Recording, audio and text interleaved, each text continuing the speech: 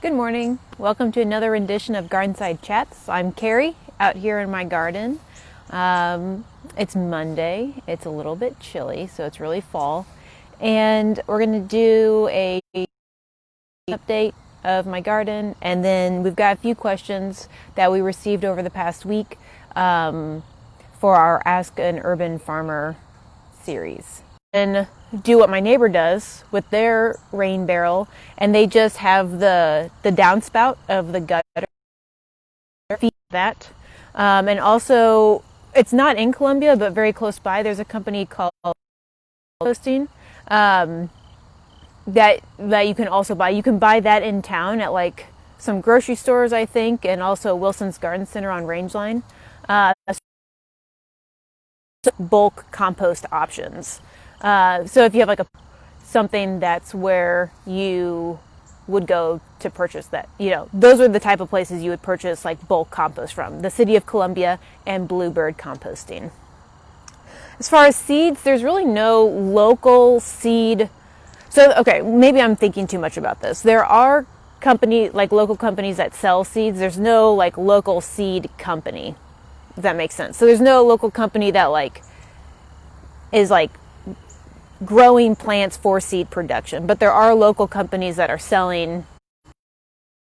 Wilson's Garden Center is here in town. They get their seeds and they've got good selection. And then there's other hardware stores and garden centers that you can buy seeds from. Again, they're not like locally produced seeds, because I'm not aware of many companies that do local, that regionally are producing seed for sale. Baker Creek Heirloom Seed is probably the best known seed distributor that used to be based in Mansfield, Missouri, but is now based in Petaluma, California. Depending on your definition of that, if Mansfield is close enough, you can purchase from Baker Creek. They started here in Missouri and are now a really, really large company. But they've got really cool seeds, really unusual seeds, beautiful seed catalog. It's a really cool resource. What else? Plants. There's a lot of great nurseries around town.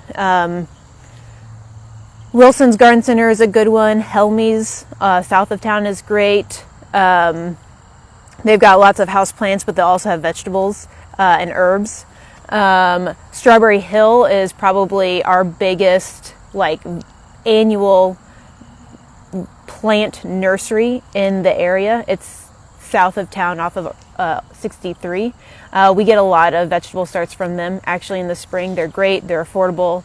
Got a good amount of annual vegetables, herbs, perennials. They're really good. A good source for vegetable plants. Okay. So compost, Bluebird, City of Columbia, seeds, Wilson's Garden Center, local nurseries, and then plants. We got Helmy's.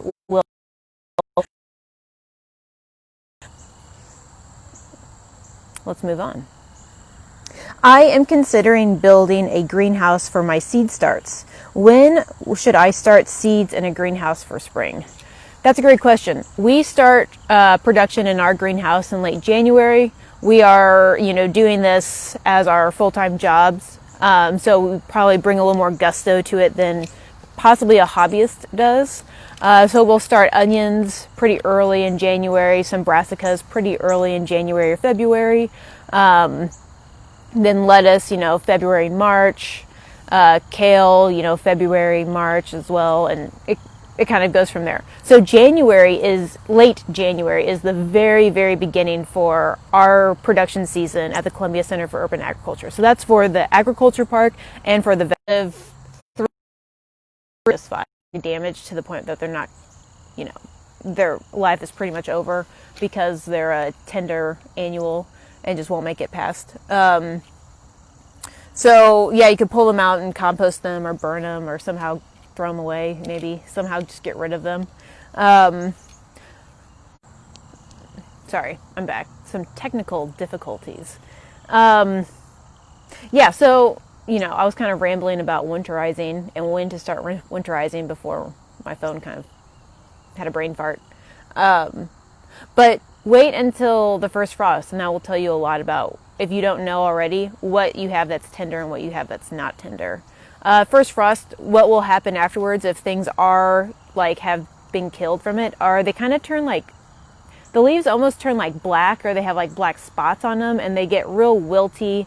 They're kind of, like I said, slimy a little bit, because what happens with some plants is all plants have cell walls, and for some plants that are not tender to freeze, that cell wall will freeze the inside of the cell and it'll burst the cell walls because the fluid inside freezes and expands, and it's that bursting of the cell wall that actually is what kills the plant.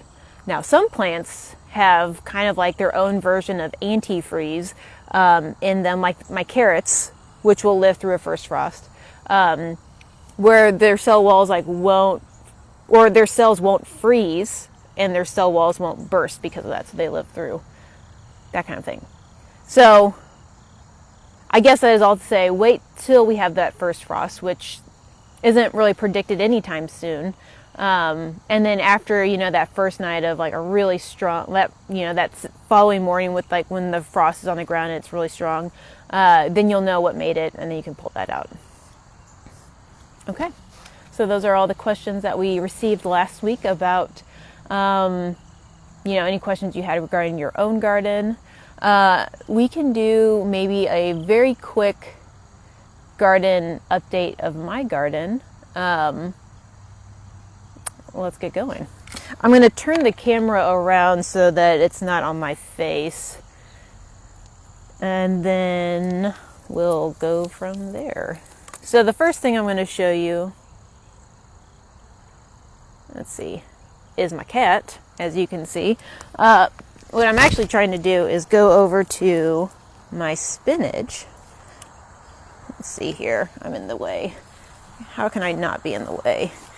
So this is my spinach that I planted last Saturday, and it came up really well. Spinach is a little bit tricky, but the goal is to have it growing all winter long in our garden so that we can harvest it, throughout the winter.